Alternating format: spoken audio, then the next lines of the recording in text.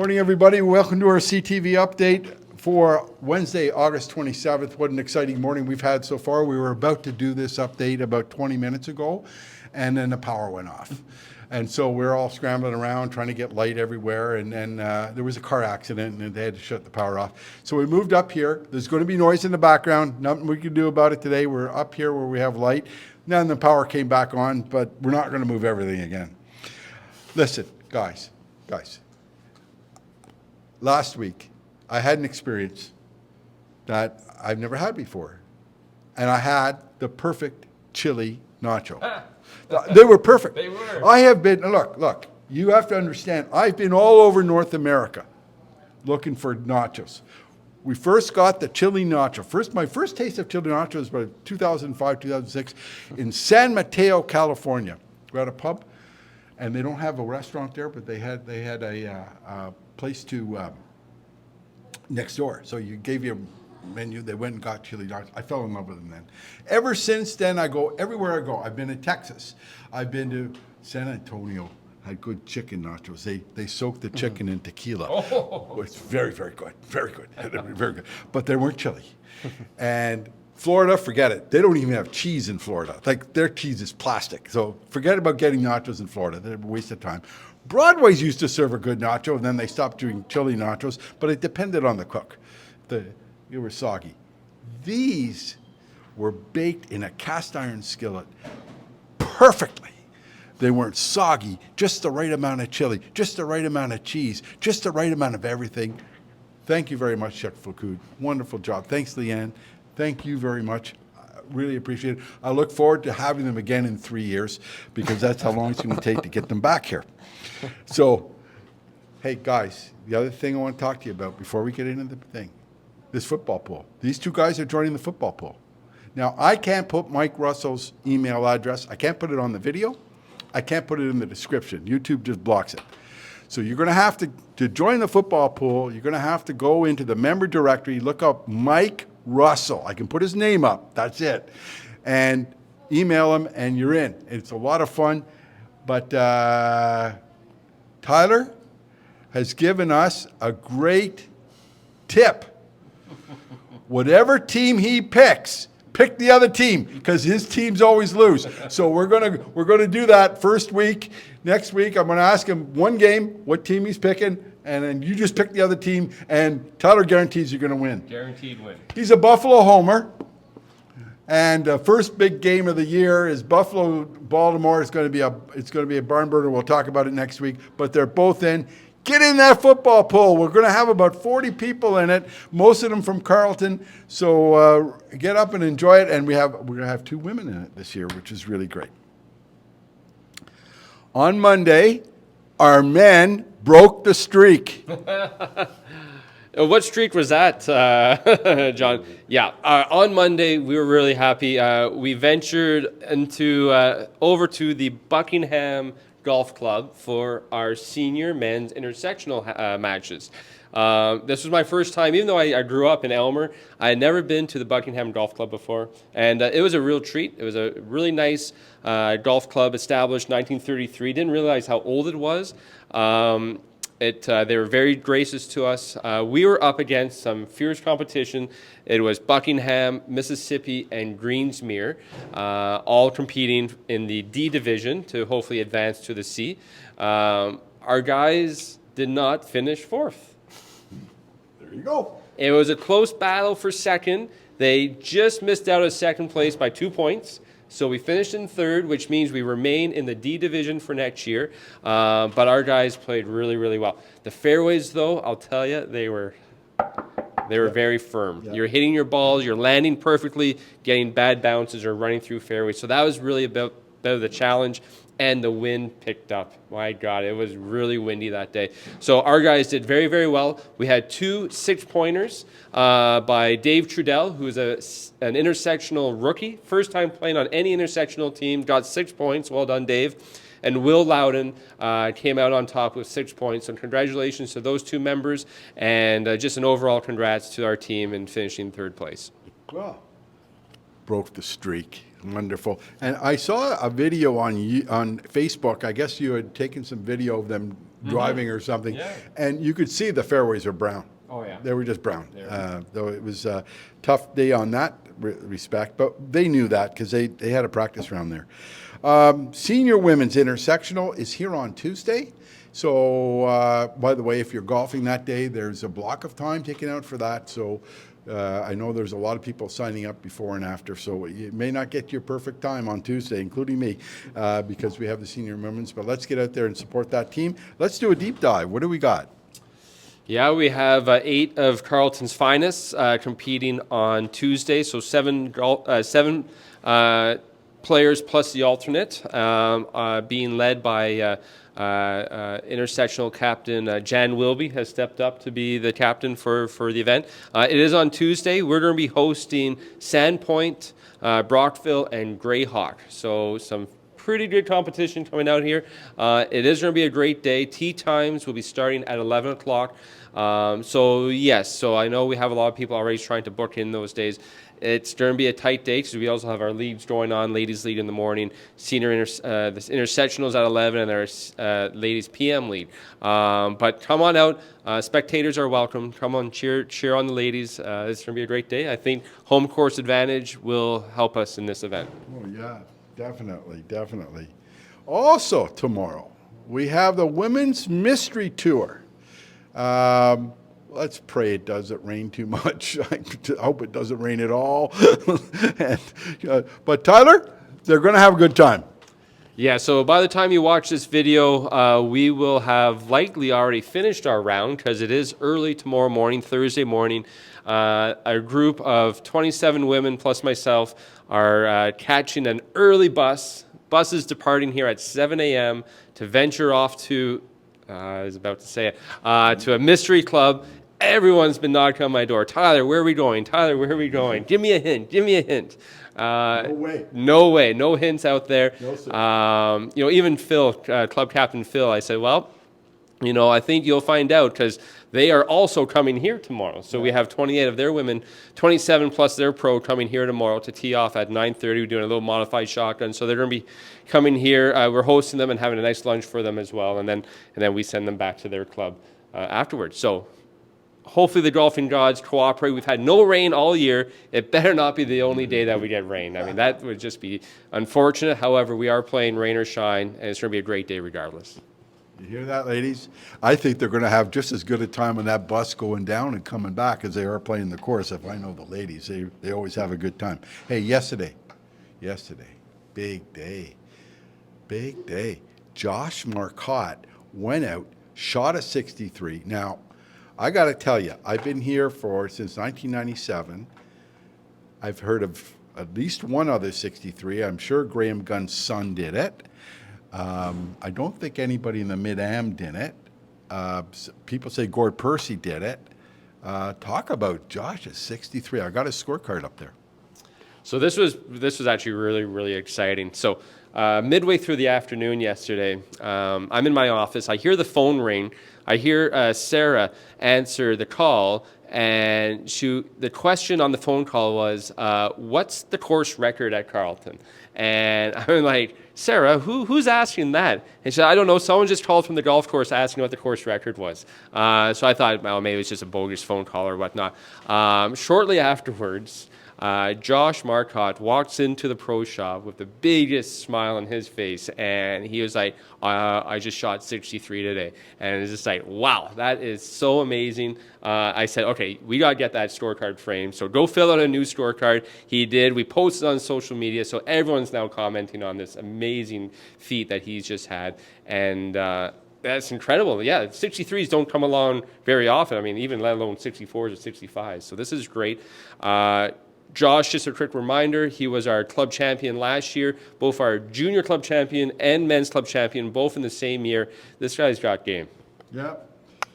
I talked to him this morning. He said 2 weeks late.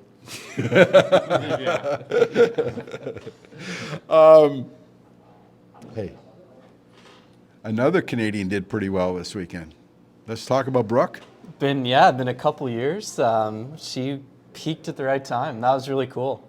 I watched the last few holes and amazing putt on 17. right? Lee made one from a little bit longer distance, and for Brooke to step up, make it right back on top of her. She looked a little extra focused, and nice to see. I know she's been working through, and her ball striking really wasn't where it usually is for Brooke the last few months, but it came together right in time. Kind of closer for her. She won in Saskatchewan years ago. Right, that was about 7 years ago, and now she wins a little closer to home, being from Smith Falls, and get to see some family and some friends, even some former members and players that had been here at Carleton playing before, celebrating with her around 18 green. So it's really cool, and congratulations to Brooke. Yeah, and sometimes it only takes like one shot to break out of a slump. Oh, that's what I've not been doing, and then boom, everything after that is just like these guys just not much of a change makes such a big difference. I often tell people, these pros, their swing speeds are so high. If they're off by a little bit, they're in trouble. They're in big trouble. I'm off by a little bit. I don't hit it that far. Okay, I'm in the rough. They're out of bounds. That's how good they are to keep the ball in bounds at their swing speed. So when they find something that works for them, boy, I'll tell you, it's amazing. Amazing. Big announcement, email this week on our maintenance building and the meeting for the maintenance building. Why don't we talk about that? Yeah, so happy to announce we've made some great progress. Jane Wilson was been great to work with. She was selected. She's working through the renderings right now, and with the committee we're doing some great legwork on the requirements for septic and various building permits.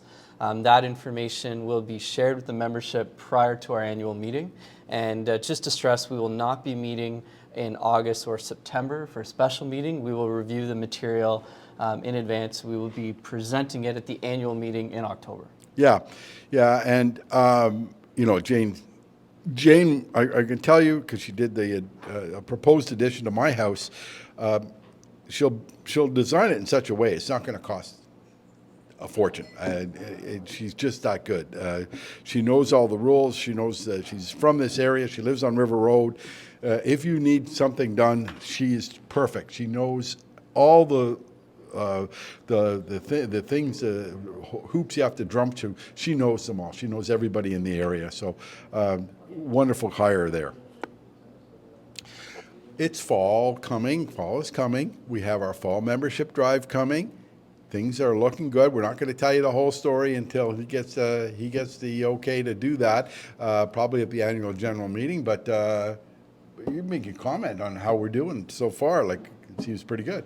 Yeah, so thank you, John, and appreciate all the members that are continuing to promote our club.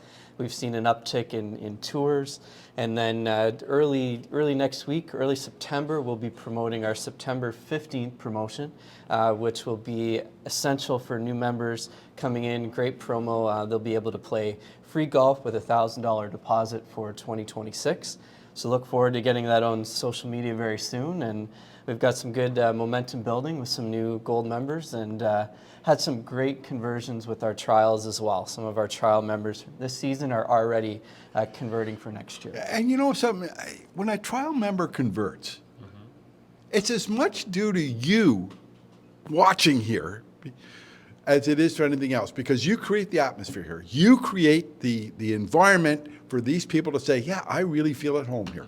I feel like this is my club. So thank you for that. And I know I am not afraid to tell anybody, a new member to Men's League, just sign up with any group. They're wonderful. The people here are just wonderful.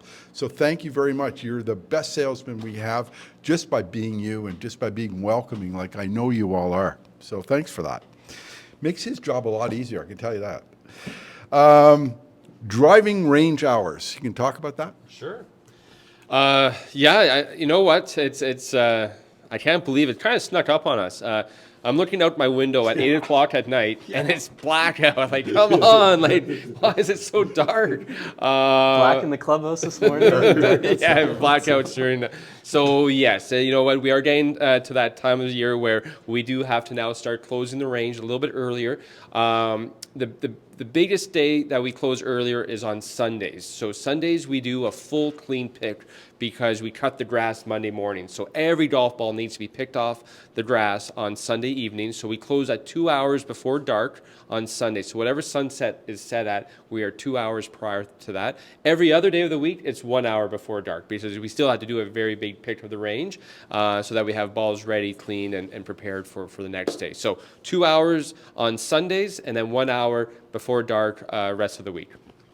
You know, there are already clubs here that have automatic golf ball pickers. They're expensive, but boy, would it be nice to have one that just automatically did it all day long. Had auto mowers on the lawn. Glenmar apparently has 17 just ordered. Did you hear that, Joel? 17. Okay. Last week I gave Tyler a break. I said, okay, Tyler, I've been bugging you about the pro shop. I'm going to give you a break. Just promote what you got. I'm not giving him a break this week. You got to come up with something. Okay, you got 1 week off. Okay, Yeah. you had your holiday. Yes, all right, I had my holiday. all right. There it is.